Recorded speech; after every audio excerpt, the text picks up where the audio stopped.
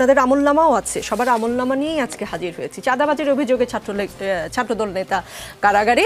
29 জানুয়ারি এক দুবাই প্রবাসীর বাড়িতে গিয়ে তার অষ্টম শ্রেণী পড়ুয়া মেয়ের নামে মিথ্যা অপবাদ দিয়ে তার স্ত্রীর কাছ থেকে চাঁদা দাবি করে ছাত্রদল নেতা। চাঁদা না দেয়ায় তারা প্রবাসীর স্ত্রী ও মেয়েকে মারধর করে।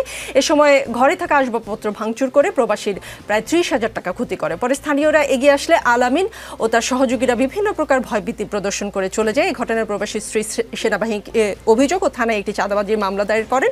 পরে রবিবার রাতে সেনাবাহিনী অভিযান চালিয়ে আলামিন সরকারকে আটক করে থানায় হস্তান্তর করে। অভিযোগ প্রমাণিত না হলে আটক করার কথা না।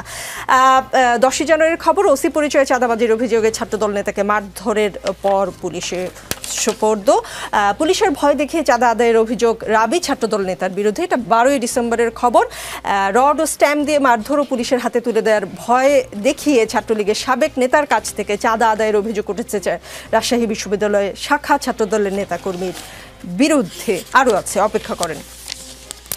পুলিশ পরিচয়ে নিখোঁজ 2 জনকে উদ্ধার করে চাঁদা দাবি পিটিয়ে ছাত্রদল নেতাকে পুলিশের সোপর্দ। দিনাজপুরে নিখোঁজের জিডির সূত্র ধরে এক তরুণ ও তরুণীকে উদ্ধার করে দিয়ে পুলিশ পরিচয়ে চাঁদা দাবির অভিযোগ উঠেছে এক ছাত্রদল নেতার বিরুদ্ধে। ভুয়া পুলিশের পরিচয় জানাজানি হওয়ার পর ওই ছাত্রদল নেতা সহ 2 জনকে পিটিয়ে পুলিশে সোপর্দ করেছেন এলাকার লোকজন। আরও খুঁজলে হয়তো আরও পাওয়া যাবে।